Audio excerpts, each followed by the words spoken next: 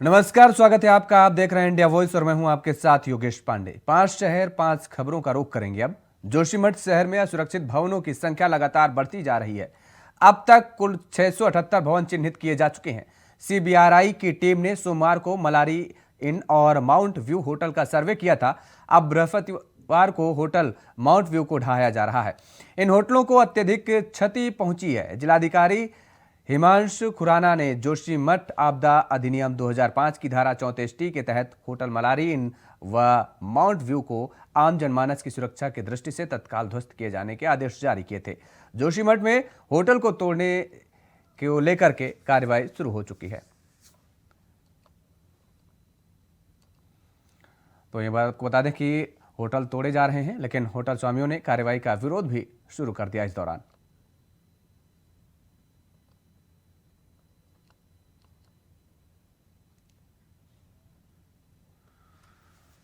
जोशीमठ में होटल गिराया जा रहा है। आपको बता दें कि जिलाधिकारी ने दोनों होटल को तोड़ने के आदेश दिए हैं। मलारी इन होटल और माउंट व्यू होटल भी तोड़ा जाएगा। और सौरभ भाटिया हमारे साथ सीधे लाइव जुड़ चुके हैं। सौरभ, 2 होटलों को तोड़ने के निर्देश दिए गए हैं, लेकिन इस दौरान लोगों का विरोध प्रदर्शन भी देखने को मिल रहा है। फिलहाल क्या कुछ अपडेट है? होटल तोड़े जा रहे हैं या फिर अभी कार्रवाई की बात की जा रही है? देखिए, फिलहाल होटलों को तोड़ने का काम जो है शुरू हो चुका है। जिस तरीके से खुद जो विभागीय सचिव उन्होंने सीधे तौर पे कहा कि लगातार लोगों से अपील की जा रही थी कि प्रशासन की कार्रवाई में सहयोग किया जाए, लेकिन जो हालात थे उसमें लगातार विरोध भी हो रहा था। विरोध के चलते जो है पहले काम रोका गया था, लेकिन अब जो प्रशासन की टीम के द्वारा होटलों को तोड़वाया जा रहा है। सरकार ने लोगों से अपील की थी कि पहले ही असेसमेंट किया जा चुका है, असेसमेंट के बाद जो है आगे की कार्रवाई अमल में लाई जा रही है। हालांकि कांग्रेस लगातार जो इस बात की मांग कर रही थी कि सरकार पहले असेसमेंट करे और उसके बाद जो इस कार्रवाई को अमल में लाए, तो जाहिर सी बात है कि बेहतर होगा और उससे लोग भी जो चीज का सहयोग करेंगे। हालांकि अभी विरोध जो जारी है। जी बिल्कुल, लेकिन होटल मालिकों को लेकर के विरोध जताया जा रहा है, बताया जा रहा है कि वो भी विरोध प्रदर्शन कर रहे हैं और ऐसे में प्रशासनिक अमले की तरफ से कुछ सहायता राशि इन्हें देने की बात की गई है, कुछ असेसमेंट। जिस तरीके से आप कह रहे हैं कि विपक्षी दल भी लगातार आक्रामक रुख अख्तियार किए हुए हैं, तो प्रशासनिक अधिकारियों की तरफ से कोई कदम उठाया गया क्या?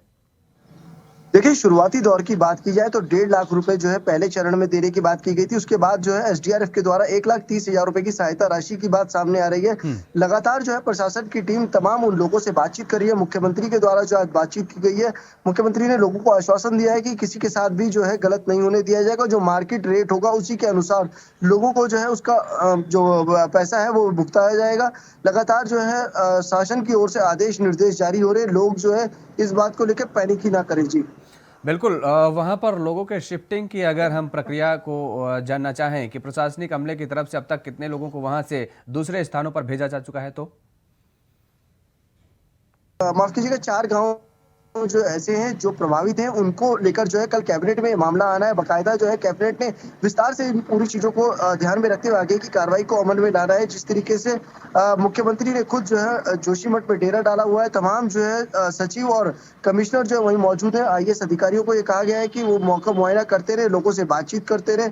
जहां पर भी जो इस प्रकार की समस्या सामने आए उसे जल्द से जल्द उसका निवारण भी किया जाए। अब जो है कल कैबिनेट में तमाम ऐसे प्रस्ताव आएंगे जिसमें सेटलमेंट से लेकर लोगों के विस्थापन और रेस्क्यू को लेकर जो है पूरी रणनीति तैयार की जाएगी। जी सौरभ, तबाही का मंजर देखने को मिल रहा है जोशीमठ में, लेकिन इस दौरान कई ऐसी तस्वीरें सामने आ रही हैं जिसमें बताया जा रहा है कि एनटीपीसी का भी काम चल रहा है। तमाम सारे ऐसे काम चल रहे हैं जिसको लेकर के जिसकी वजह बताई जा रही है, मेन जड़ बताई जा रही है कि जोशीमठ में जो आज हालात पैदा हुए हैं उन्हीं की वजह से हुए हैं। तो सरकार इस ओर कोई ठोस कदम उठाती नजर नहीं आ रही क्या?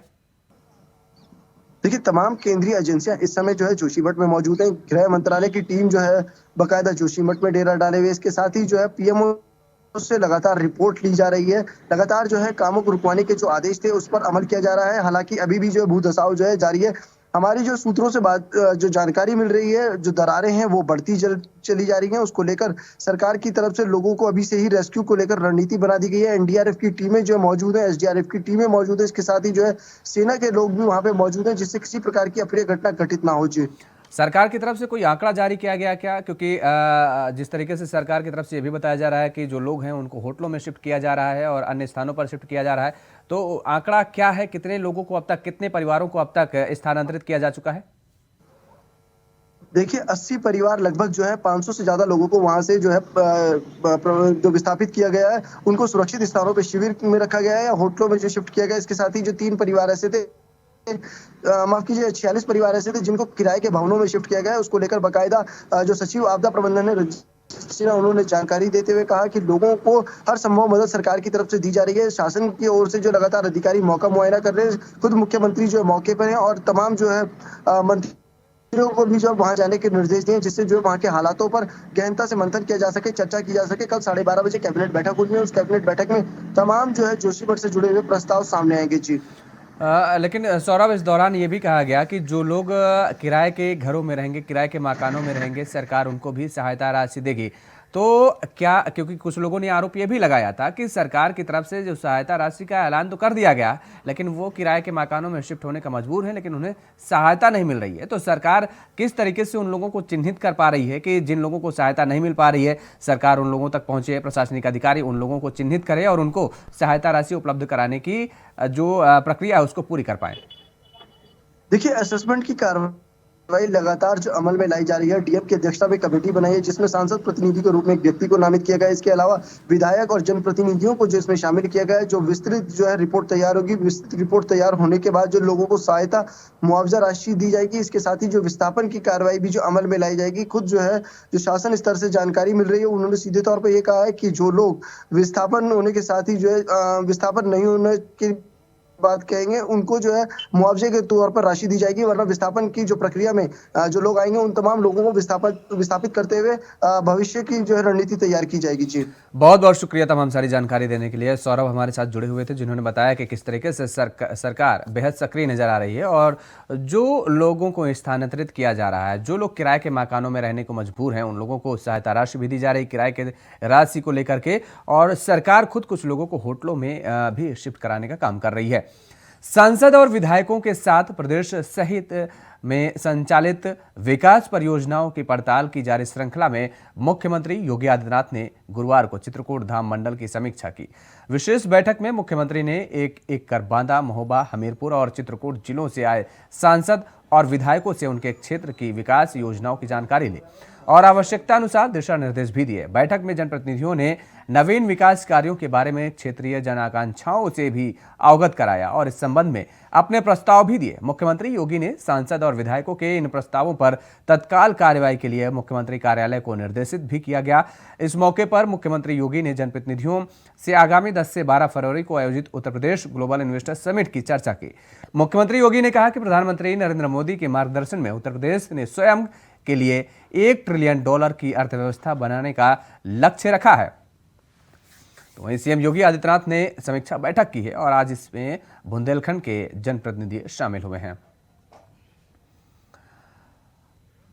और इसी खबर पर ज्यादा जानकारी के साथ अखंड प्रताप शाही हमारे सहयोगी हमारे साथ सीधे लाइव जुड़े हुए हैं। अखंड, आज मुख्यमंत्री योगी आदित्यनाथ ने जिस तरीके से बुंदेलखंड के जनप्रतिनिधियों के साथ बैठक की, बैठक में क्या कुछ खास रहा? देखिए, मुख्यमंत्री की जो मंडलवार समीक्षा बैठक चल रही है, उस मंडलवार समीक्षा बैठक के तहत आज चित्रकूट मंडल की समीक्षा बैठक की है मुख्यमंत्री ने। और इसके तहत जो सांसद और विधायक हैं चित्रकूट मंडल के, उन तमाम ज़िलों के जिनमें चित्रकूट है, जिसमें बांदा है, महोबा है, हमीरपुर है, झांसी है, तो इन सभी के लोग माफ कीजिएगा, ये सारे मंडल हमीरपुर तक के सारे ज़िले जो हैं वो उनके विधायक और सांसद उसमें मौजूद थे। और तमाम जो अपनी अपेक्षाएं हैं, उन अपेक्षाओं से उन्होंने अवगत कराया ज़िले में और विकास कार्य जो चल रहे हैं उन विकास कार्यों के बारे में स्थिति जानकारी दी। और जो स्थिति की जानकारी के साथ साथ जो अपने प्रस्ताव हैं वो प्रस्ताव भी मुख्यमंत्री को मुहैया कराए गए और मुख्यमंत्री ने उसके उन प्रस्तावों को देखते हुए जो ज़रूरी कदम है वो तत्काल उठाने के निर्देश भी दिए हैं। साथ में मुख्यमंत्री ने जो सबसे अहम चीज़ जो लक्ष्य रखा है वो लक्ष्य रखा है इन्वेस्टर समिट को, कि इन्वेस्टर समिट को जिस तरीके से तमाम जिलों में रोड शो हो रहे हैं, उन रोड शो को बुंदेलखंड भी ले जाया जाए और वहां से घरेलू निवेश को आमंत्रित किया जाए, घरेलू निवेश को आकर्षित किया जाए, ताकि ज़्यादा से ज़्यादा लोग इन्वेस्टर समिट का लाभ ले सकें, एमओयू उनका कराया जा सके। तो ये जो पूरी तैयारी है उसको बेहतर तरीके से प्रेजेंट किया जाए। अपने इन्वेस्टर समिट में क्या कुछ सुविधाएं सरकार मुहैया करा रही है, क्या कुछ योजनाएं चला रही है, ये भी निवेशकों तक बात पहुंचाई जाए। जो विदेशों में जिस तरीके से रोड शोज हुए, 7,12,000 करोड़ के जो निवेश एमओयूज हुए हैं, उनको लेके भी मुख्यमंत्री ने उनको नज़ीर बनाते हुए कहा कि इस तरीके से घरेलू रोड शो जो हैं वो भी शुरू किए जाएं। मुंबई में जिस तरीके से घरेलू निवेश को आकर्षित करने के लिए जो प्रयास किए गए हैं, रोड शो हुआ है जिसके चलते 5 लाख करोड़ के निवेश का एमओयू हुआ है, कुछ ऐसा ही प्रयास अगर अपने अपने जिलों में किया जाएगा और समेकित रूप से किया जाएगा, तो उनमें जनप्रतिनिधियों की सहभागिता रहेगी, वो बेहतर तरीके से निवेशकों को समझा सकेंगे, तो निश्चित तौर पर इसका बड़ा लाभ उनके जिलों को मिलने वाला है। विकास की एक जो नई इबारत लिखी जा रही है उसमें और भी बेहतर तरीके से विकास को गति दी जा सकती है। तो बहुत सारी चीजें उन्होंने इन्वेस्टर समिट को साथ में जोड़ते हुए भी कही। और साथ में जो सबसे अहम इस पूरे प्रकरण की बात अगर करें तो जो पर्यटन है, जो खास तौर पे उस इलाके का, बुंदेलखंड इलाके का जो वहाँ की फसल है, कृषि उत्पाद हैं, उनको भी बेहतर करने के मुख्यमंत्री ने बातें कही। और साथ में अर्जुन सहायक परियोजना जो है उसमें गति लाने की बात कही और उन्होंने कहा कि ये मील का पत्थर साबित होने वाला है बुंदेलखंड के विकास के लिए। तो इन तमाम चीज़ों पे मुख्यमंत्री ने बातें की और जो ज़रूरी निर्देश वो भी दिए। निराश्रित पशुओं तक की भी बात उठाई गई, जो जनप्रतिनिधि पहुंचे थे उस पर भी मुख्यमंत्री ने सकारात्मक और बड़ी योजना के तहत इन सभी समस्याओं के निदान की बात कही है। बहुत बहुत शुक्रिया तमाम सारी जानकारी देने के लिए। अखंड प्रताप शाही हमारे साथ जुड़े हुए थे, हमारे सहयोगी, जिन्होंने बताया किस तरीके से इन विधायक और सांसदों ने मुख्यमंत्री के सामने अपनी बात रखी और मुख्यमंत्री योगी आदित्यनाथ ने इन समस्याओं को समाधान करने के लिए भी अधिकारियों को निर्देशित किए हैं और आश्वासन दिया है। उधर झारखंड के पारसनाथ स्थित सम्मेद शिखर पर जैन समाज के बाद अब आदिवासी समाज ने भी अपना अधिकार जमाने की पहल की है। आदिवासी समाज ने जोरदार प्रदर्शन कर कहा है कि पूरा पारसनाथ पहाड़ी आदिवासियों को मिलना चाहिए। इधर जैन समाज के लोगों ने भी पहले ही आंदोलन कर इस स्थल को तीर्थ स्थल घोषित करने की मांग की थी। ऐसे में अब आदिवासी समाज और राज्य सरकार को घेरे में लिया है। आदिवासियों के आंदोलन के बाद इलाके में असमंजस की स्थिति बन गई है। माना जा रहा है कि राज्य सरकार इस दिशा में जल्द ही कोई फैसला लेगी, लेकिन दोनों समाज के आंदोलन के बाद इस इलाके में कानून व्यवस्था को बनाए रखना बड़ी चुनौती बनती जा रही है। पारसनाथ पहाड़ी पर अब रार एक बार फिर से जारी नजर आ रही है।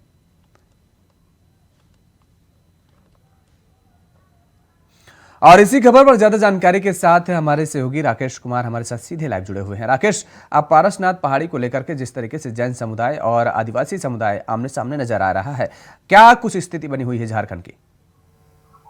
देखिए, जिस तरीके से आदिवासी समाज के लोगों ने 2 दिन पहले जिस तरीके से आंदोलन का बिगुल फूंका है, उसके बाद से पूरी हलचल मच गई है। और सबसे बड़ी बात कही जा सकती है कि सत्ताधारी दल के विधायक लोबिन हेम्ब्रोम ने जिस तरीके से अपनी बातों को रखा है, उसके बाद से काफी चर्चा हो गई है कि आखिर इस समस्या का समाधान कैसे हो पाएगा, क्योंकि सरकार के सामने बड़ी चुनौती है। एक अहम बात जो जिस तरीके से सामने आ रही है कि 24 फरवरी को झारखंड बंद बुलाया गया है इसी मसले को लेकर के आदिवासी संगठनों की तरफ से, और उनका साफ तौर पे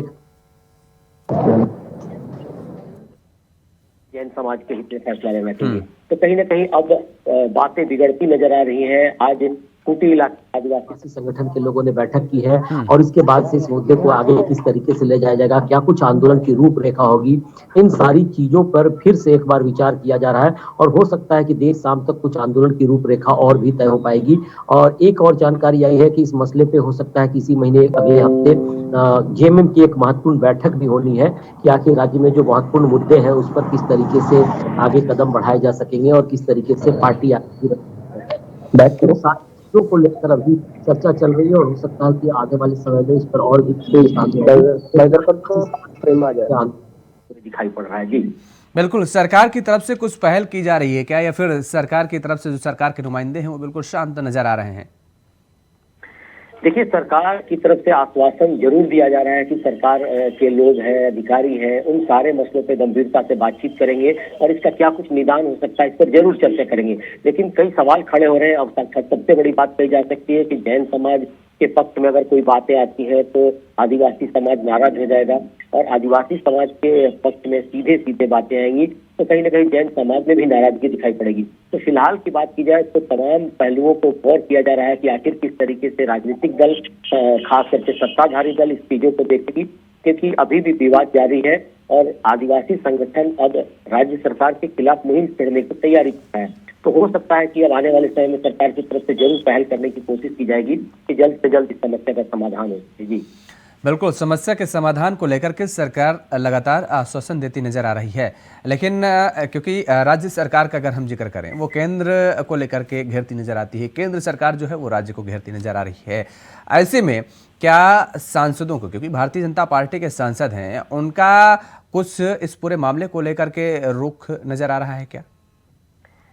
देखिए, निश्चित तौर पे सभी कहीं न कहीं एक बड़े सामाजिक संगठनों से जुड़े हुए नजर आते हैं। जहां तक सांसदों का सवाल है तो राज्य में एनडीए सरकार में 12 सांसद है 14 में से, तो कहीं न कहीं उनकी भूमिका भी काफी अहम होगी और केंद्र सरकार की जो भूमिका होगी उस पर उनकी तरफ से पहल जरूर किए जाएंगे। लेकिन खास करके राज्य का मसला पहले देखा जाएगा कि राज्य सरकार इस तरफ से आगे कदम बढ़ाती है, क्योंकि तमाम लोगों की निगाहें अब राज्य सरकार की ओर है और इस स्थल को कैसे आगे सबके लिए सुरक्षित किया जा सकेगा, सामंजस्य कैसे स्थापित किए जा सकेंगे, इसको लेकर चर्चा चल रही है। और जहां तक राजनीतिक दृष्टिकोण से है कि सांसदों की तरफ से भी अपनी कोशिश की जा रही है कि इस मसले को कैसे सॉल्व किया जा सकेगा, और हो सकता है कि इस पर आगे आने वाले समय में चर्चा भी कराई जाएगी। जी बहुत धन्यवाद तमाम सारी जानकारी देने के लिए। राकेश हमारे साथ जुड़े हुए थे, जिन्होंने बताया किस तरीके से सरकार पहल करती नजर आ रही है और अब संमेद शिखर जी पर आदिवासी समाज और जैन समाज आमने सामने नजर आ रहा है। सरकार के लिए स्थिति बेहद गंभीर बनी हुई है।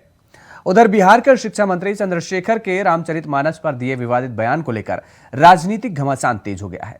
बीजेपी ने बयान को वोट बैंक का उद्योग बताते हुए महागठबंधन सरकार पर निशाना साधा है, तो वहीं कवि कुमार विश्वास ने नीतीश कुमार से अशिक्षित शिक्षा मंत्री को अविलंब शिक्षा देने की बात कही है, इस्तीफा देने की बात कही है।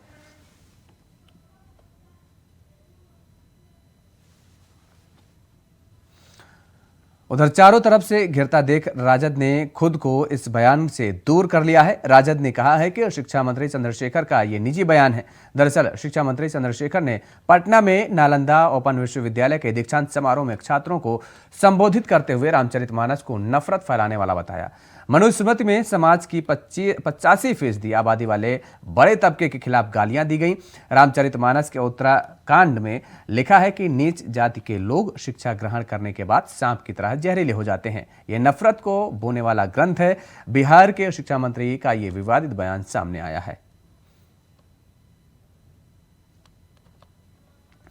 और इसी खबर पर ज्यादा जानकारी के साथ हमारे सहयोगी रजनी शर्मा हमारे साथ फोन लाइन पर बनी हुई हैं। रजनी, बेहद निंदनीय और आपत्तिजनक ये विवाद आया है। सरकार की तरफ से ये कहा जा रहा है कि ये उनका निजी बयान है, लेकिन सरकार की नुमाइंदगी कर रहे हैं, शिक्षा मंत्री हैं, ऐसे पद पर सुशोभित हैं, और ऐसे बयान को लेकर के अब किस तरीके से स्थिति बनी हुई है राज्य में, सियासी स्थिति?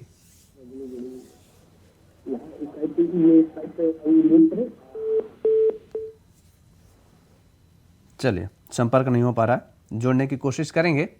तो बिहार के शिक्षा मंत्री का ये विवादित बयान सामने आया है। बेहद ही आपत्तिजनक और अमर्यादित बयान दिया है। रामचरितमानस को लेकर के विवादित बयान दिया है शिक्षा मंत्री ने। मानस को नफरत फैलाने वाला ग्रंथ बताया है शिक्षा मंत्री ने।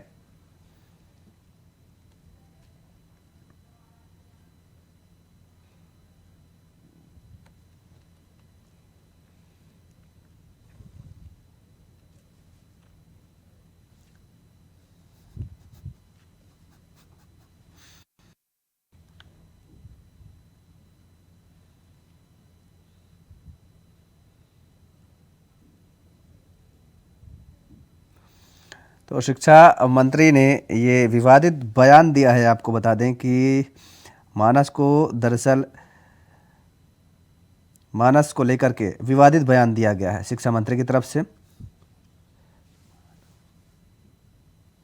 रामचरितमानस को लेकर के ये विवादित बयान दिया गया है, और हालांकि सरकार की तरफ से ये बात कही जा रही है लगातार कि ये शिक्षा मंत्री का निजी बयान है और निजी बयान का हवाला देकर के सरकार इस मामले को लेकर के पल्ला झाड़ती नजर आ रही है। वहीं विपक्ष लगातार हमलावर नजर आ रहा है और आपको बता दें कि विपक्ष हमलावर नजर आ रहा है। कुमार विश्वास का भी इस दौरान इस पूरे मामले को लेकर के बयान सामने आया और कुमार विश्वास ने शिक्षा मंत्री से माफ़ी मांगने की बात कही या फिर शिक्षा मंत्री से इस्तीफा देने की बात कही गई है। ये कहा गया है कि दरअसल सरकार शिक्षा मंत्री से इस्तीफा ले।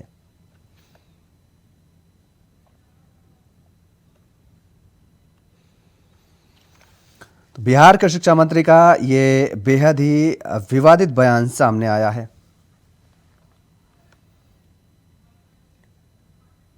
और यूपी की राजधानी लखनऊ में आयकर विभाग की बड़ी छापेमारी हुई है। ये छापेमारी ट्रांसपोर्ट नगर में सेंट्रल ट्रांसपोर्ट कंपनी में हुई है। लगभग 4 घंटे तक ये छापेमारी चली है। शहर के कई ठिकानों पर भी छापेमारी जारी है। टैक्स चोरी को लेकर इनकम टैक्स विभाग ने यह बड़ी कार्रवाई की है।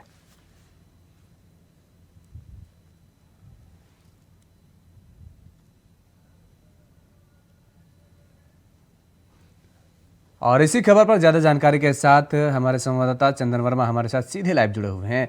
चंदन, लखनऊ में छापेमारी की कार्रवाई को अंजाम दिया जा रहा है, क्या कुछ अपडेट है खबर पर? बिल्कुल योगेश, आपको बता दूं जिस तरह से ये जो बड़े व्यापारी हैं टैक्स चोरी करने की जो इनकी शिकायत थी उसको लेकर जो आईटी की जो टीम है वो जो है इस टाइम एक्टिव हो चुकी है। जिस तरह से अभी जल्दी में ही एक्टिव हुई थी, उसके बाद जो शासन और प्रशासन था, जो मंत्री थे, उनसे बातचीत करके आईटी की जो रेट पड़ रही थी उसको रुकवाया गया था। लेकिन उसके बाद आज सुबह से ही जो कई बड़े व्यापारी हैं उनके यहाँ पर ये आईटी की टीम की रेट पड़ी है और अभी भी शहर में कई जगह पे जो है टीमें रेट डाल रही है। और अगर बात की जाए सेंट्रल जो बस कंपनी है तो यहाँ पे भी अभी भी आईटी की रेट चल रही है।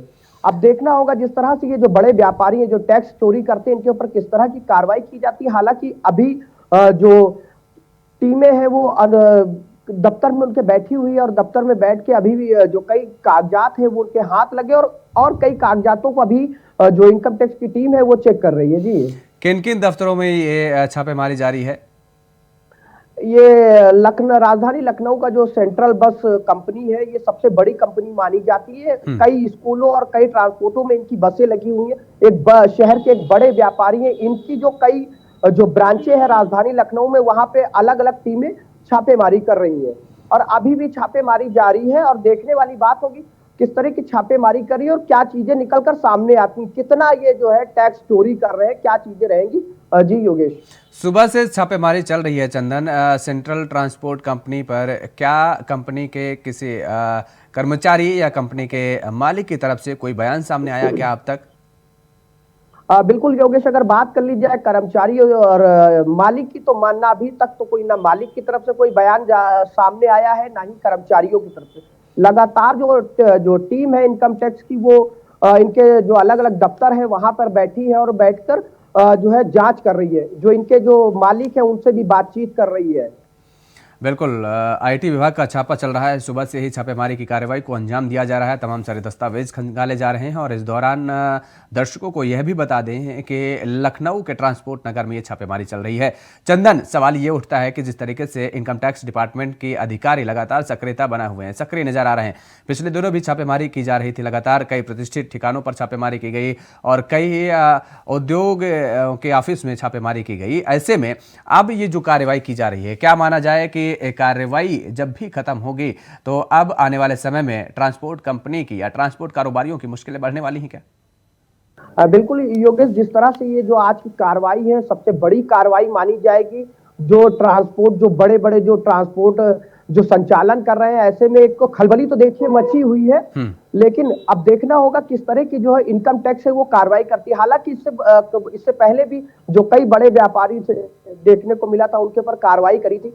तो वैसे ही देखने वाली बड़ी बात होगी जिस तरह से आज जो इनकम टैक्स की ये छापेमारी चल रही है, ऐसे में एक बड़ी कार्रवाई सरकार की तरफ से मानी जाएगी। ये जी बिल्कुल, सरकार की तरफ से ये बड़ी कार्रवाई मानी जाएगी। और जाहिर तौर पर है जिस तरीके से जो मामले सामने आते रहते हैं कि आय कर विभाग की टीमें पहुंचती हैं और छापेमारी करती हैं, लेकिन उस दौरान ये पाया जाता है कि तमाम सारे कारोबारी ऐसे हैं जो कि कर की चोरी करते हैं और कर की चोरी करने के मामले में वो कारोबारी फंसते भी नजर आ रहे हैं। अगर लखनऊ का हम जिक्र करें चंदन, तो लखनऊ में ट्रांसपोर्ट नगर के अलावा और वो कौन से क्षेत्र हैं जहां पर इनका कारोबारियों का बिजनेस है, और उसके बाद क्या उन कारोबारियों के अन्य क्षेत्रों में भी आईटी विभाग की नजर बनी हुई है क्या? देखिए, राजधानी लखनऊ में कई ऐसे ट्रांसपोर्ट है, वो चाहे सरोजनी नगर हो, वो चाहे चारबाग हो, वो चाहे आपका नाका थाना क्षेत्र हो, ये जो मैंने क्षेत्रों के नाम बताए, यहाँ पे जो बड़े बड़े व्यापारी हैं इनके द्वारा जो है ट्रांसपोर्टेशन का काम जारी है। लेकिन जिस तरह से ये आईटी की आज जो छापेमारी चल रही है, इसको लेकर व्यापारियों में बड़ी हड़कंप मचा हुआ है, बड़ी खलबली मची हुई। जिस तरह से ये जो छापेमारी चल रही है, अब जो बड़े व्यापारी है उनमें भी डर का माहौल जो है देखने को मिल रहा है। ऐसा ना हो कि कल हमारे यहाँ भी जो आईटी की टीम है उसकी छापेमारी हो। बिल्कुल, बहुत बहुत शुक्रिया तमाम सारी जानकारी देने के लिए। चंदन हमारे सहयोगी हमारे साथ जुड़े हुए थे, जिन्होंने बताया किस तरीके से इनकम टैक्स डिपार्टमेंट की छापेमारी सुबह से ही जारी है, लखनऊ में की जा रही है, और ट्रांसपोर्ट कंपनियों के दफ्तरों पर, ठिकानों पर ये छापेमारी की जा रही है। 5 शहर 5 खबरों में फिलहाल इतना ही। खबरों के लिए आप बने रहिए इंडिया वॉइस के साथ। नमस्कार।